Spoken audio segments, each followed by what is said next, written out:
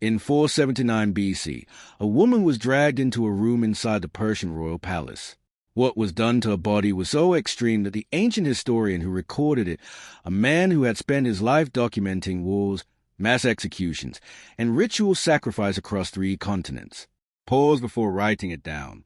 She was not a criminal. She was not a prisoner of war. She was not a slave.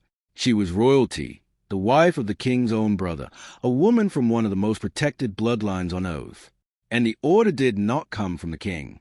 It came from the queen.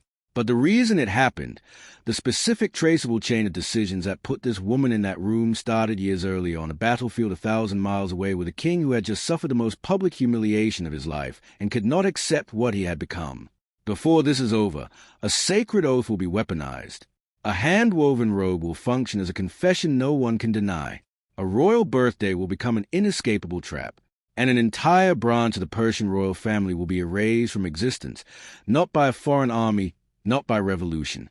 From the inside, by the people who shared the same blood. And the man who caused all of it will be murdered in his own bed by the men he trusted to protect him while he slept. This is how it happened. Crimson Historians covers the parts of history that mainstream sources leave out. And this story is one of the reasons why. If that is the kind of content you want to see more of, subscribe now. It is free and it directly determines whether stories like this one keep getting made. To understand what happened inside that palace, you need to understand what happened outside of it first. In 480 BC, Xerxes I launched the largest military operation the ancient world had ever seen. Even conservative modern estimates places combined forces at over 200,000 men. For context, most Greek city-states could field armies in the low thousands. Sparta's entire military citizen class was fewer than 10,000. Xerxes was not invading Greece. He was erasing it. He had inherited the campaign from his father, Xerxes I, who had been defeated at Marathon in 490 BC and died before launching a second attempt. Xerxes took the project personally. He spent 4 years preparing. He ordered a canal dug through the peninsula of Mount Aeos so his fleet would not repeat the route that had wrecked his father's ships. He had pontoon bridges built across the Hellespont. When a storm destroyed the first set, Xerxes ordered the water itself whipped and branded with hot irons. That detail is often presented as madness. It was not. It was theater. Xerxes ruled an empire of dozens of ethnic groups and languages. His authority rested on the perception that he operated on a different plane than ordinary men. Punishing the sea was a message to his own army, and for a time the message held. His forces crossed into Europe. At Thermopylae, a Greek rearguard led by 300 Spartans held a narrow pass for 3 days before being outflanked and destroyed. Xerxes pushed south. Athens was evacuated and burned. Greece appeared to be falling. Then came Salamis. The Greek fleet lured the Persian navy into a narrow strait. The passage was too tight for Persian ships to maneuver. Vessels collided with each other. Command signals could not reach the outer formations. The Greeks tore the fleet apart. Xerxes watched from a golden throne position on the hillside above the strait. He had placed it there deliberately so the fleet would know the king was watching, so that every captain, every oarsman, every marine would understand that their performance was being observed by the man who could elevate or destroy them with a word. Now that same throne forced him to watch as his ships rammed each other, capsized and burned. When the battle ended, the Greek fleet controlled the strait. The supply line connecting the Persian army to Asia was severed. Without the navy, the land campaign could not be sustained through winter. Xerxes made a decision that would define everything that followed. He left. He did not stay to regroup. He did not attempt to rebuild the fleet. He withdrew from Greece entirely, leaving his general Mardonius behind with a land army of roughly 80,000. That army fought on for another year before being destroyed at the Battle of Placia in 479 BC. Xerxes never returned to Greece. He never launched another Western campaign. And that fact, the withdrawal, the silence that followed it, the 14 years of inward retreat is where this story actually begins. Xerxes was not deposed.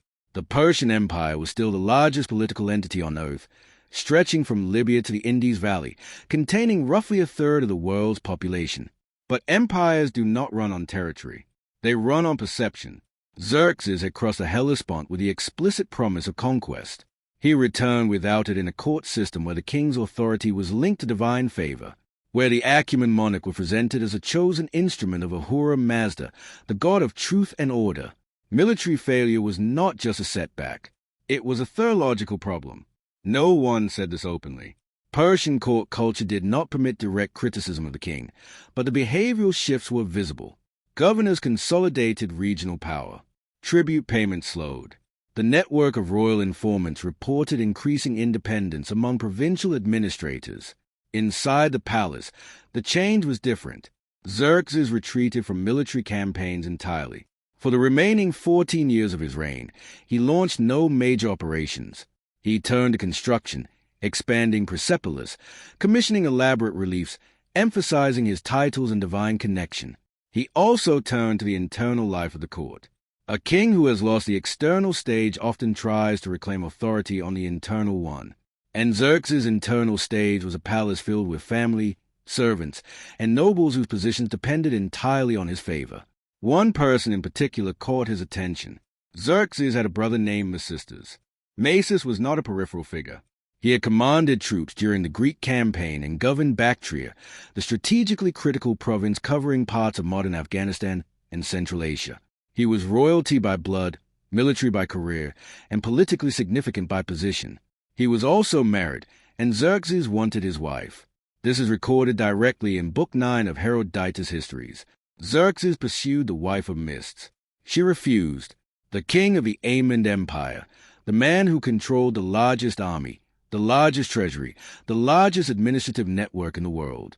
And this woman whose name Herodotus does not even record said no. Xerxes did not force the issue, not out of moral hesitation. Herodotus gives no indication ethics played any part. The reason was strategic. Misters had troops. He had regional authority. He had the loyalty of one of the most militarily capable provinces in the empire. Taking his wife by force would be an act of aggression against my sisters himself, and that would create a problem Xerxes could not afford.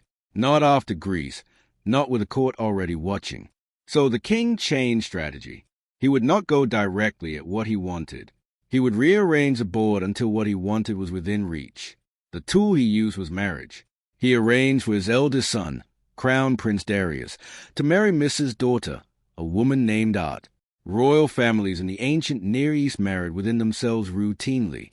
The Achaemenid dynasty in particular practiced endogamy, keeping bloodlines, wealth, and alliances consolidated within the ruling house. No one would have questioned the match. It looked like standard dynastic maintenance, but the purpose was not consolidation.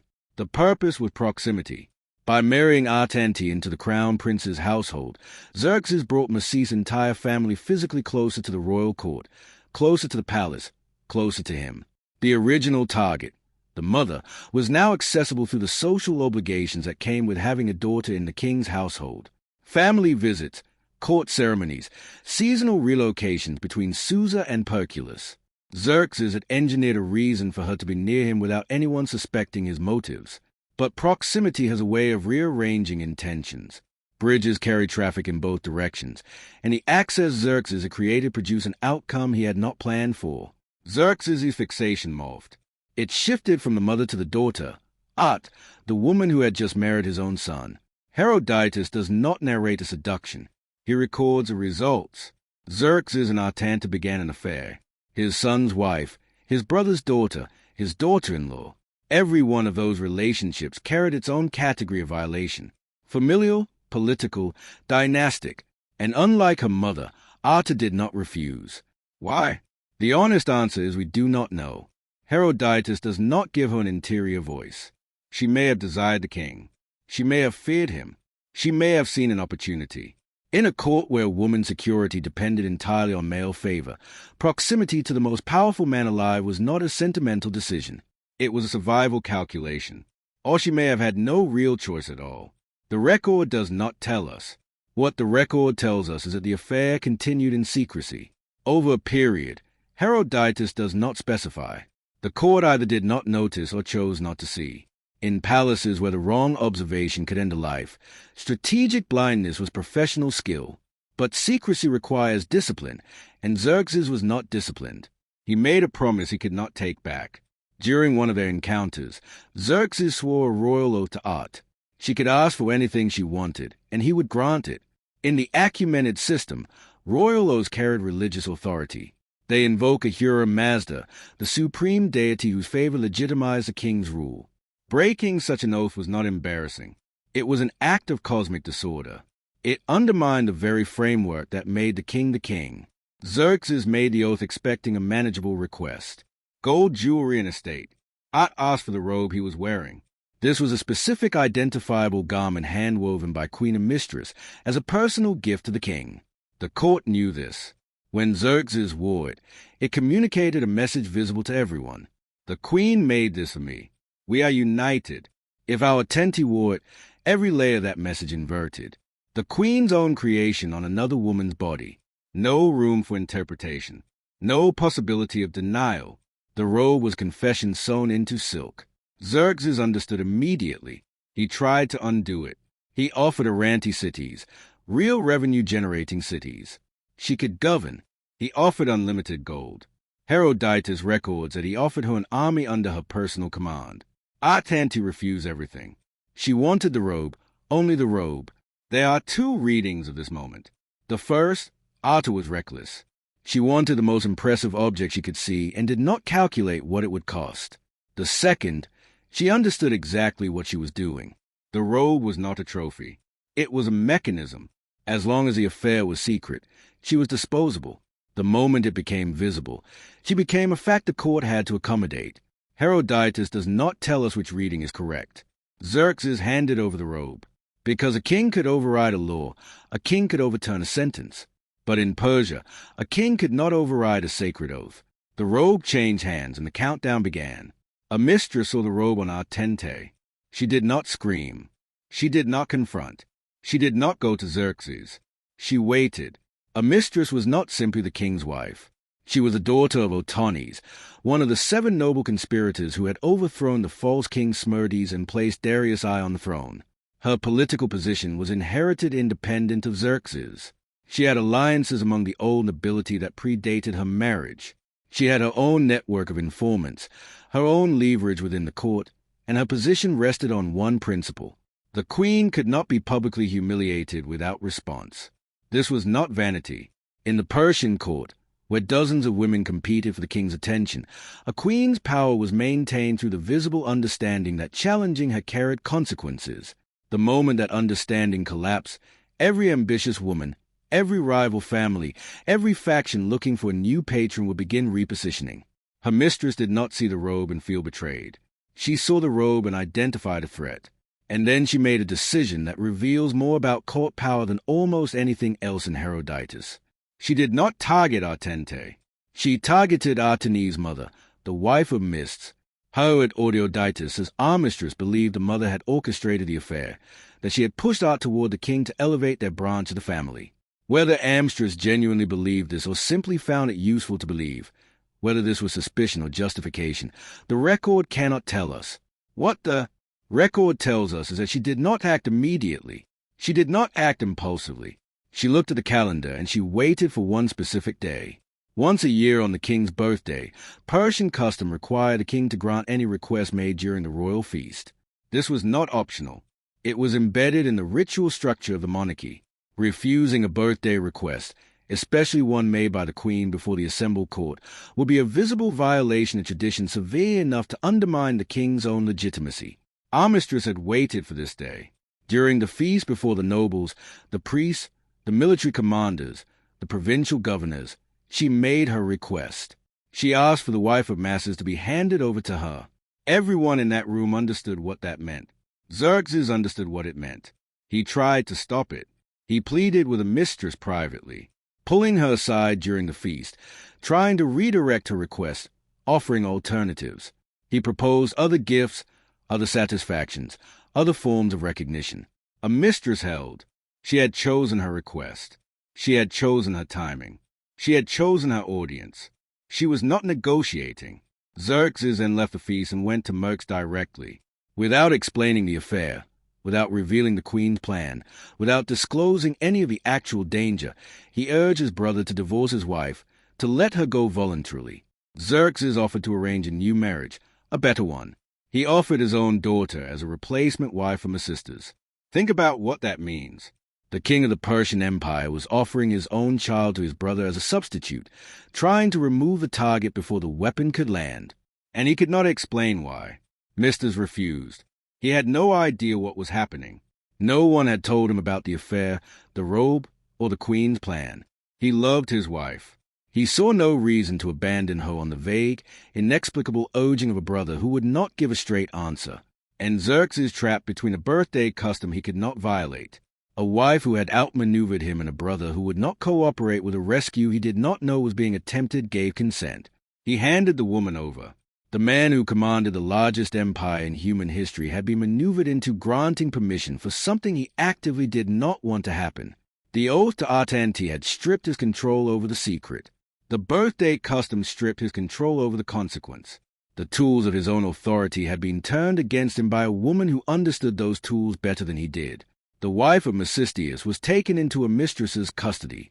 What followed was systematic physical destruction. Herodotus records that the woman was mutilated. He is specific. Body parts were severed, targeted at features that carried social identity, that communicated status, that allowed participation in public life. She was not killed. She was left alive, conscious, and returned, carried back through the corridors of the palace, past the same guards, the same servants, the same officials who had seen her walk in whole. This was not conducted in secrecy. It was not a quiet disappearance that could be denied later. The woman was sent back into the visible world, permanent, undeniable, and impossible to ignore, because the purpose was not only to destroy one woman. The purpose was to install a message in the mind of every person who saw her, every noble woman considering her own ambitions, every rival family weighing its options, every faction looking for a crack in the queen's authority. The message did not need to be spoken. It was written on a human body. This is what happens. The wife of Mecisteus had not conducted the affair. She had rejected Xerxes when he approached her. By every indication in the historical record, she had done nothing to invite what was done to her. The target was chosen not for guilt. The target was chosen for maximum visibility. Massus was a governor. His wife was known. Her condition would be seen, discussed, and remembered across every corridor of the court. And that was the point. When my sister saw what had been done to his wife, his response was immediate. He did not petition the king. He did not seek mediation. He gathered his sons, gathered his household, and turned east toward Bactria. His plan was to raise a province in open revolt against Xerxes, to use his position as governor, his military experience, and the legitimacy of his grievance to assemble a force capable of challenging the throne. For the first time, the private scandal had crossed into imperial security. A governor with royal blood, military credentials, regional loyalty, and a legitimate reason for fury was marching toward an army he personally controlled. If he reached Bactria, the situation became a civil war. Xerxes did not send envoys. He did not open negotiations. He did not offer compensation. He sent soldiers. Fast-moving cavalry units were dispatched with a single instruction. Mecisteus and his sons were intercepted on the road before they reached Bactria. They were killed, all of them, an entire branch of the Achaemenid royal family, a brother, his sons, their households, removed from existence, not in battle, not by foreign invasion, not by disease, by a sequence of decisions that started with one man hearing the word no and deciding he could not accept it. After the killings, the Persian Empire continued to function. Taxes were collected, armies were maintained. Construction at Persepolis moved forward. The administrative machinery Darius I had built was robust enough to absorb internal bleeding without visible collapse. But the court had witnessed something that could not be unwitnessed. The king manipulated by his own customs, unable to protect a member of his own family from a punishment he did not sanction, ordering the execution of his own brother, not over a policy dispute or treason, but over a personal scandal he himself had initiated. For the Persian nobility, men who staked their careers and their families' futures on the stability of the throne, this was information. It told them that proximity to the king was no longer a guarantee of safety, that loyalty could be overridden by impulse, that the rituals meant to stabilize the monarchy could be weaponized by anyone clever enough to understand them. When that kind of information enters a court, it does not leave. It sits in the back of every conversation. It shapes every calculation. It changes the answer to the question that every person near power is always asking. Am I safe? For 14 years, that question circulated through the palaces at Susa and Pepilolis. In 465 BC, the answer arrived. Xerxes was assassinated in his own bedchamber. The man who killed him was Artabanus, commander of the royal bodyguard. The man whose sole institutional function was to keep the king alive while he slept. He was aided by Herodotus, a court eunuch who controlled physical access to the king's private chambers. Consider the geometry of that.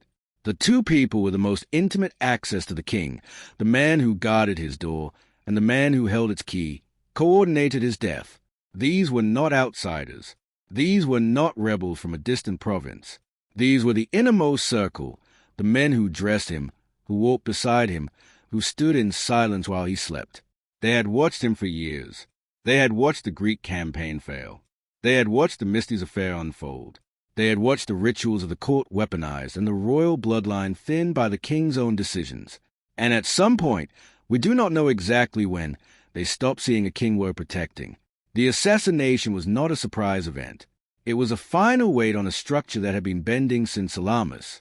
After Xerxes' death, his son Artaxerxes I took the throne, but only after Artabanus attempted to seize power himself and was killed in the struggle. The Achaemenid dynasty survived another 130 years.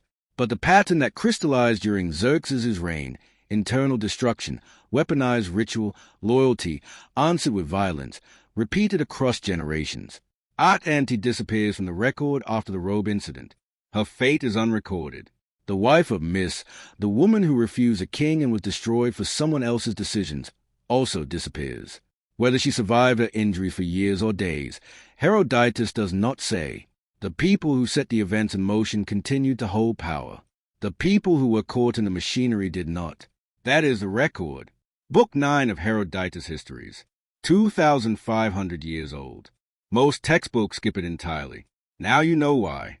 If this is a kind of history that should not stay buried, subscribe and turn on notifications. The next video covers a story older than this one from a dynasty that made the Achaemenid court look restrained. I will see you there.